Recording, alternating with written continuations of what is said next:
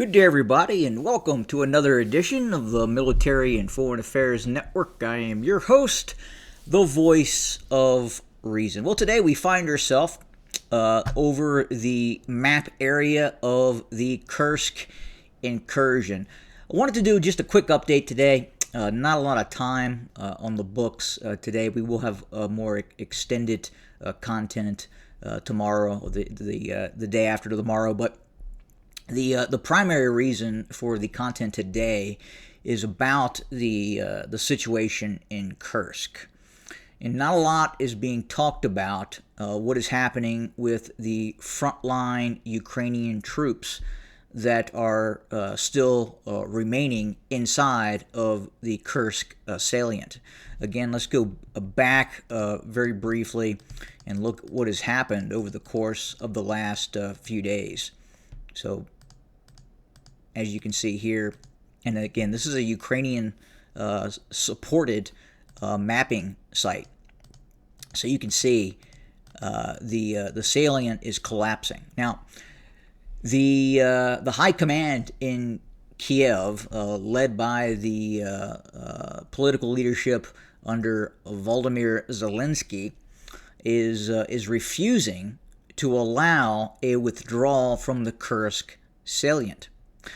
What we are hearing is that individual troops and companies, battalion sets that are still operating in Kursk, a lot of them have taken horrendous casualties,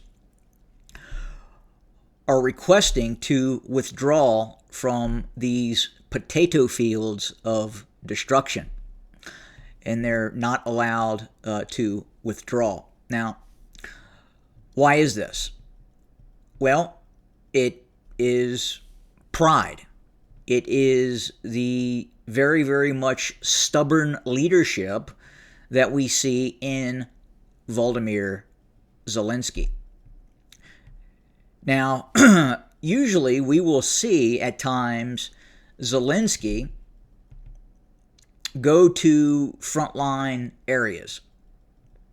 We do not see Zelensky getting anywhere near close to Kursk at this point.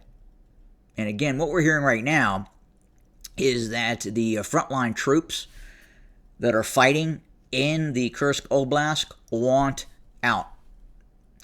They are under daily intense shelling by Russian heavy artillery.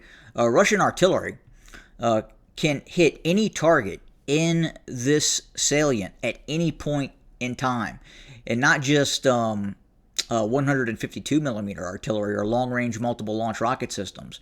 We're talking 130, 122 millimeter tubed artillery is able to impact any point inside of the Kursk salient, and there's hundreds of tubes of artillery now positioned on this site.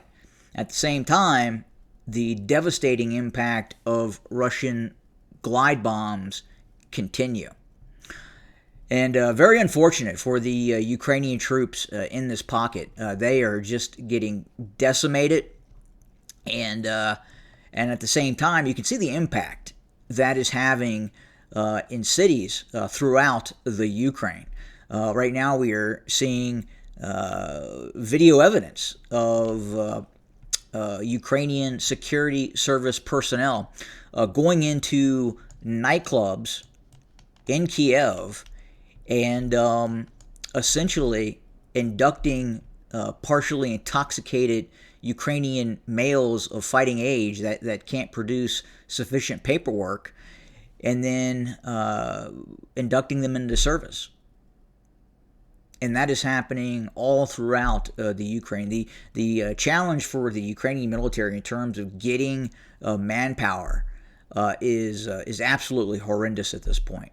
And a lot of the fighters that are in the Ukrainian military are actually Western mercenaries. There are quite a few right now, Polish and Western European troops fighting for the Ukrainian military in these Foreign Legion type battalion combat sets.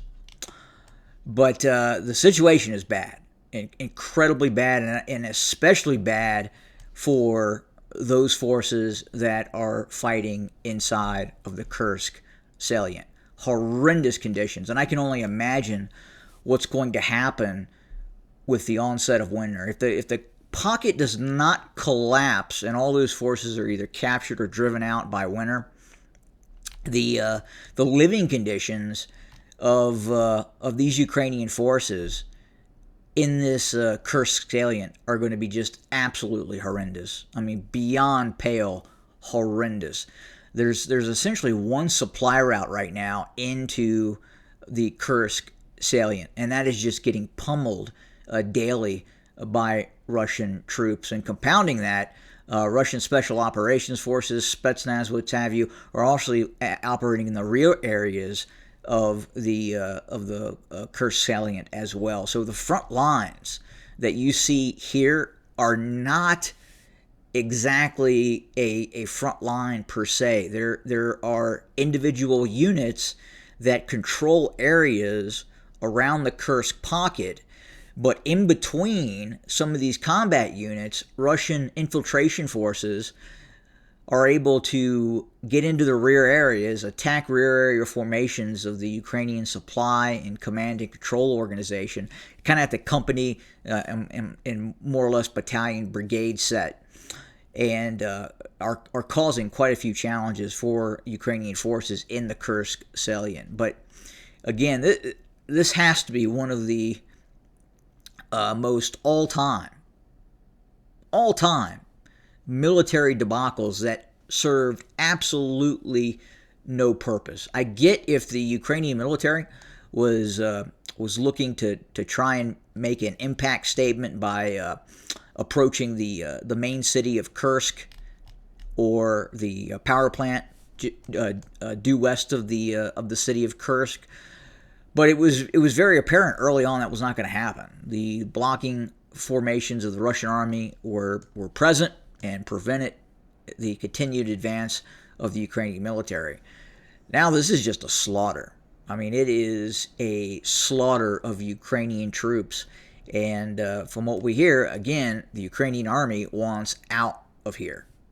But that is being disallowed by the political leadership in Kiev. At the same time, we're seeing the ramifications of the deployment of these 8 to 11 combat brigades and support brigades, meaning artillery, that have been used. If you look at the ongoing Russian Donbass offensive, it is not stopping. So again, let's just fast forward it here. And it's a slow, methodical, nibbling away war of attrition against Ukrainian forces, and this is going to continue. So interesting to see what happens within the next week or so in Kursk. The situation is absolutely horrible for Ukrainian forces, but more to come. Thank you for joining us. Have a good day.